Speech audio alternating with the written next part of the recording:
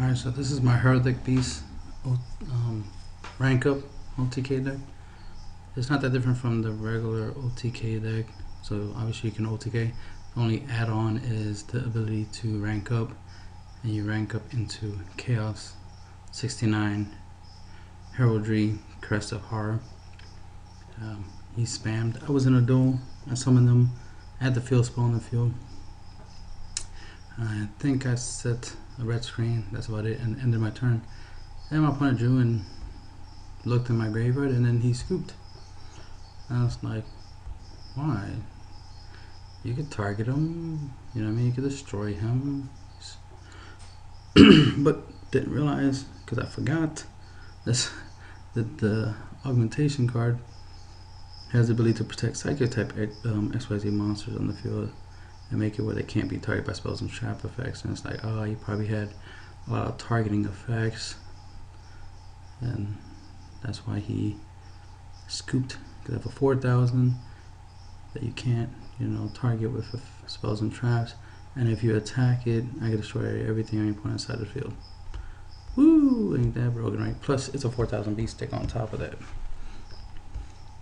So I forgot about that part. So I was like, why they scoop? And I was like, oh, that's why. Alright, so I got 3 amps, 3 Leos, 3 Ellie, 3 unicorns, and 3 falcons. Leo, of course, combos with augmentation, also combos with amp, so you can get that nice little +1. The common target is unicorn, because you know you're going to use them as XYZ material. And if you're if you're psychic type XYZ monsters like number 8, number 69, or Chaos number 69, if they get defeated, well, you can use unicorn's effect in a graveyard and bring them right back. And since Crest of Horror Chaos 69 doesn't require materials in order to do his devastating effect, you know, he's worth summoning. Right? So Ellie is only, you know, you have 2 Heraldic beast monsters on your side field. You get special summon that lets you go into any rank 4 that requires 3 level 4s, like number 104, US Ouroboros. Bylon is another good monster to play, but it's not in this deck. Alright, Falcon, because he's a Heraldic beast, he's win, but the other thing is he combos with mind control. You mind control your opponent's monster that's level 5 or higher, bring him to your side of the field, summon Falcon, now they're both 4, overlay, and go into any rank 4 you have. So that's why I chose him over the other ones. Of course, augmentation, yeah. Once per turn, you can discard 1 Heraldic beast to add 1 Heraldic spell or trap card from your deck to your hand. So obviously, one of the best targets to use is Leo, but you can discard Unicorn or any of the other ones to get the effect, and you can get Reborn. But sometimes, sometimes I already have Reborn in my hand, so then I just go for advanced art. Sometimes I might go for an extra Reborn. Depends. It just depends on the situation. But of course, you can combo and get a whole bunch of monsters on the field in one shot. A good combo to do is use Amp with Leo by pitching Leo's effect. Get Unicorn. Right. Play the field spell. Discard Unicorn for this field spell. And then you can add, obviously, Reborn. Alright. Then you can play Reborn to bring Unicorn back onto the field. I mean, to bring back, you can bring back Leo if you want, because he's, you know, he's strong. He's 2,000. Why not, right? And you just go into a couple, you know, and just attack with all that. So you have a 1,700, 2,000. You have even normal summon. Yes, you can normal summon, you know, Ellie or another Unicorn or Falcon, you know what I mean, and deal a good amount of damage.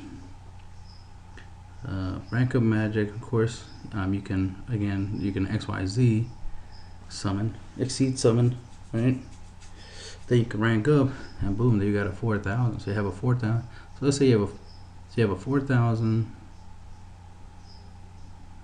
right? You have a 4,000, or you can even double dip if you can double XYZ in that turn, because you have 1, 2. You're pretty much with 3, but if you still normal summon, that'd be 4. Overlay to 2, then double rank up magic, you have 2 4,000. You know what I mean? You get the idea. There's like different variations you can do to get to the point where you can deal 4,000 points of damage.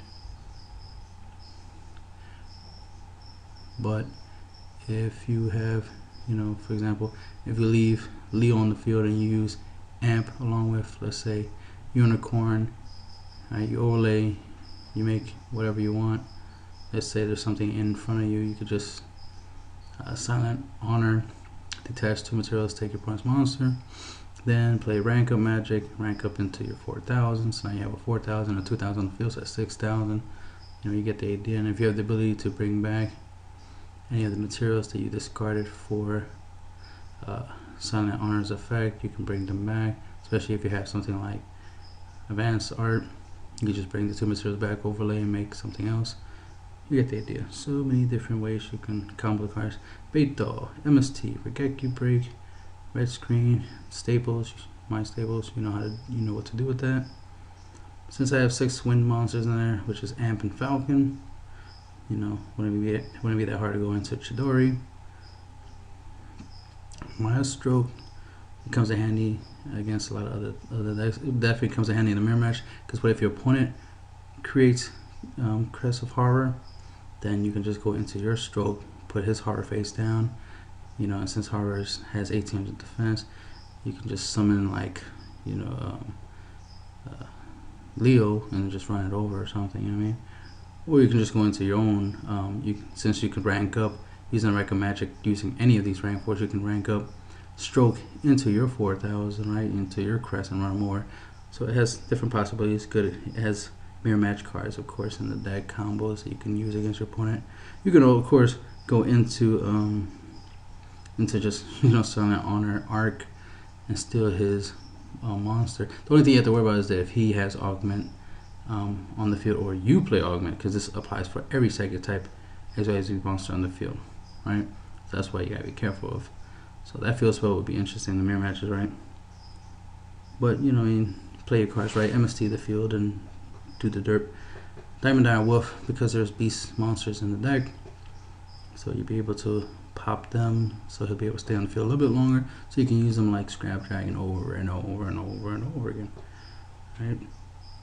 Tsukuyumi, you know, discard Leo, you know what I mean, plus 2 cards, then get Leo's effect, you know what I mean, that type of stuff, and you use 2 unicorns to create it. Number 18, because he's a psychic and he has a decent effect.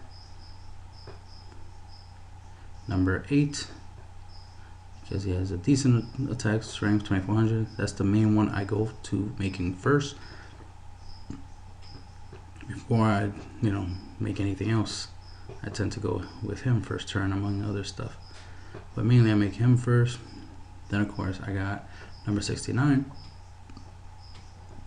which has a good effect, and I can make it with 3 level 4s, of course. Orball, 2750, and it's the Trish of the deck. It lets me get rid of anything problematic, like Assault Mode or something like that, banish it from the graveyard, or, you know, make my opponent a card from his hand, or just get rid of something on the field that's a problem. Let's see, and then of course number 104, Masquerade. You could use Violon the Sigma, not a bad card to use, pretty good, but you know, he's this one's a 2700 and he has a decent effect, so it's worth playing. And just because of the power of number 101, just 3 101s, and the power of Chaos 69, 3 of them, and that's the deck profile.